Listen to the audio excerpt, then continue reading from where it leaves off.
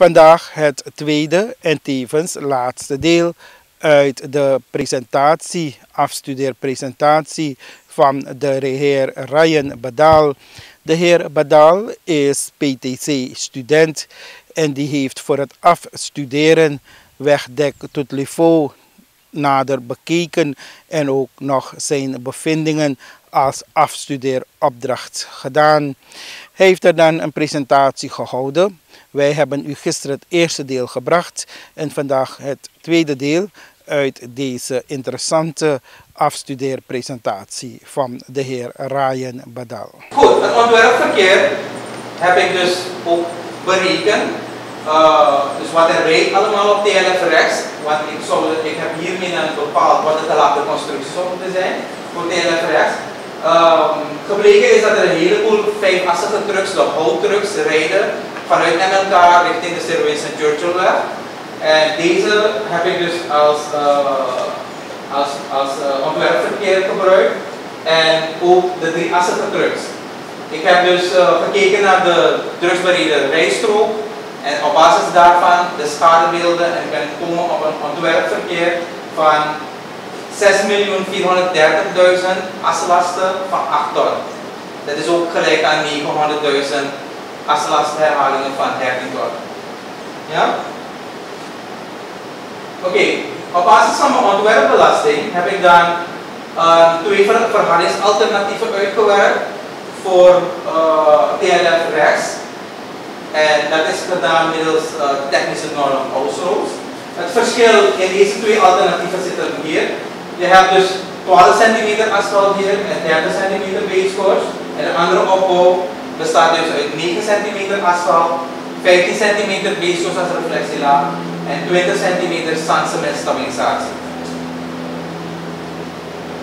Ik heb dit getoetst op basis van de rekken, stuit, restlevensduur en een kostenraming.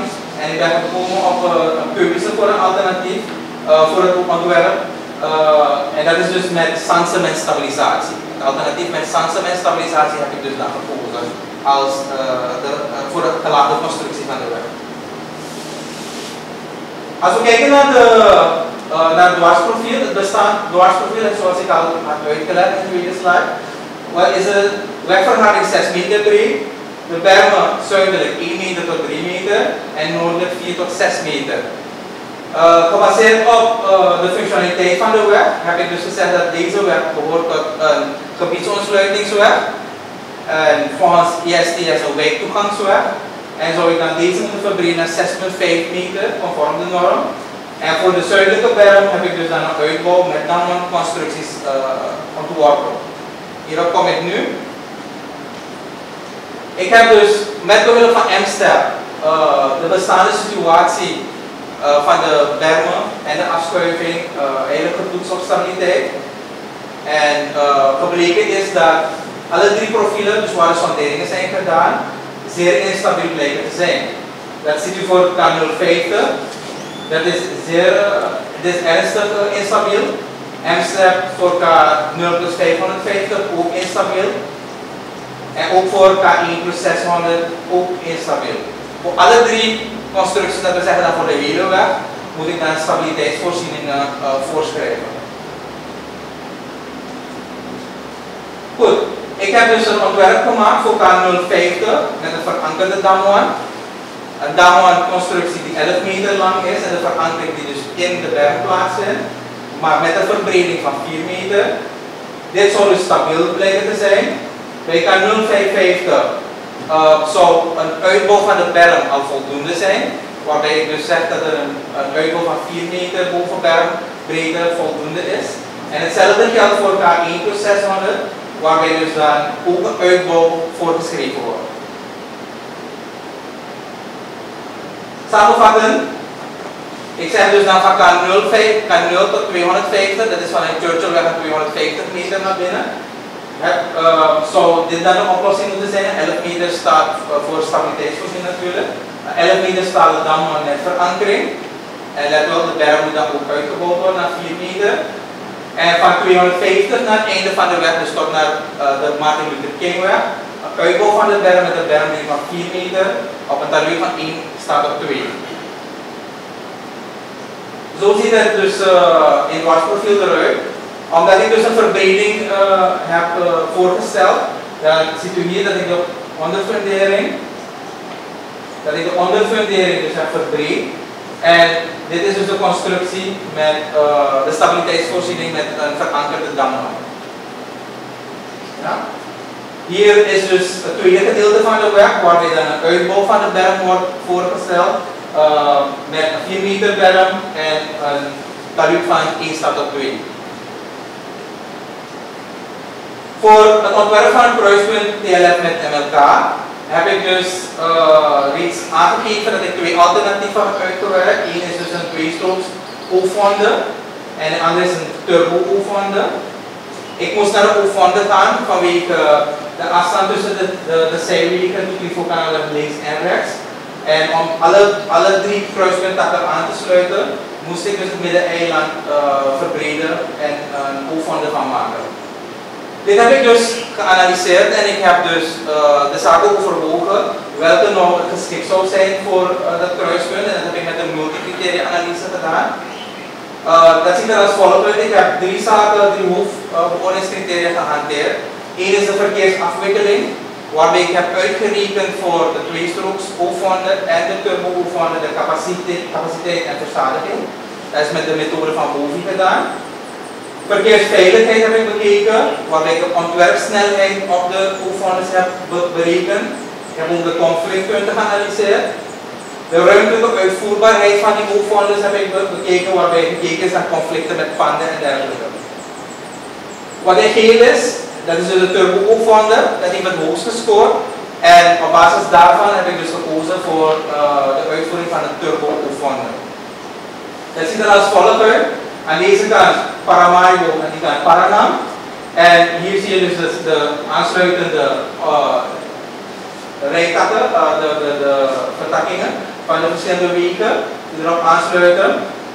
En het mooie van een turbo O-fonde is dat er dus geen gescheiden, of er zijn gescheiden rijrichtingen, dus rijstroken die zijn gescheiden. Je zou dan moeten voorsorteren, wil je dus op zo'n O-fonde rijden. Als voorbeeld, laten we 5 auto's pakken. 2 auto's, blauw en zwart, die rechtdoor gaan. Rood die rechtsaf gaat. Paars die linksaf gaat. En groen die terug naar Paramaribo moet gaan.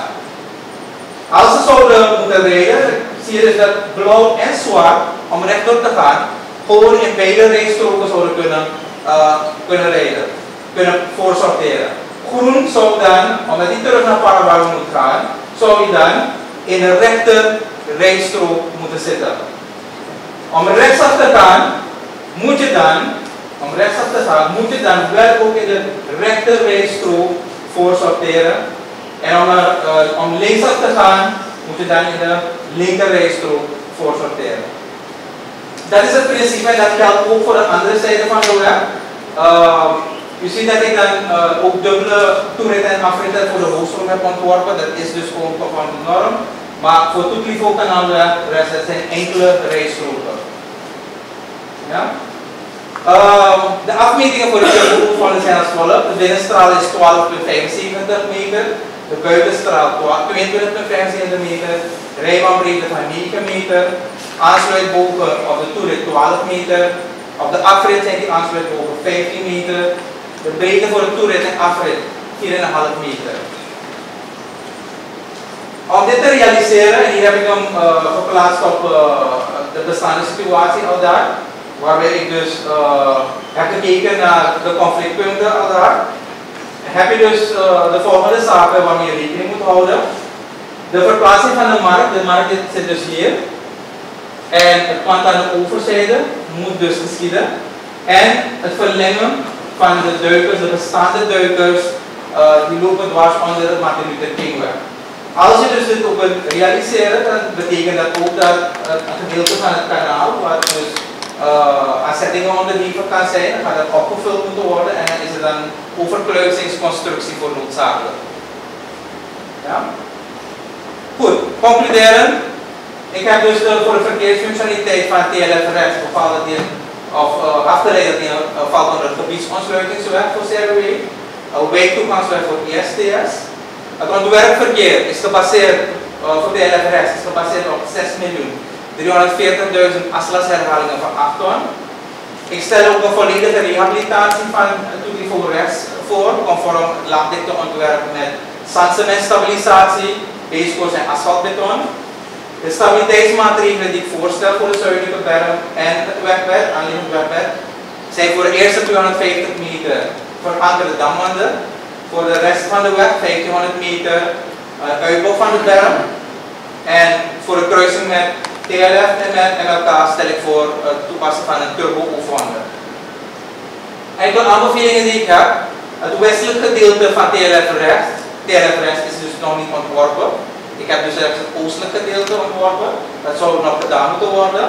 Er zal ook verschillen in stabiliteitsvoorzieningen en ook misschien wat dwarsdoorsneden. Een constructieve uitwerking van die turbo-oefwonder heb ik niet gedaan. Dus dat zou ook gedaan kunnen worden. Er kan ook bekeken worden het hergebruik van bestaande asfalt en behoeve van de te lage constructie. Het toepassen van een verkeersregelinstallatie en andere herinrichtingsvoorstellen voor het kruispunt. Dat kan bekeken worden met de haalbaarheid en kosten ten opzichte van die oefwonder die ik voorstel. En ook innovatieve materialen toepassingen voor de stabiliteit van de zuidelijke berg, hierbij te noemen het gebruik van geoweb.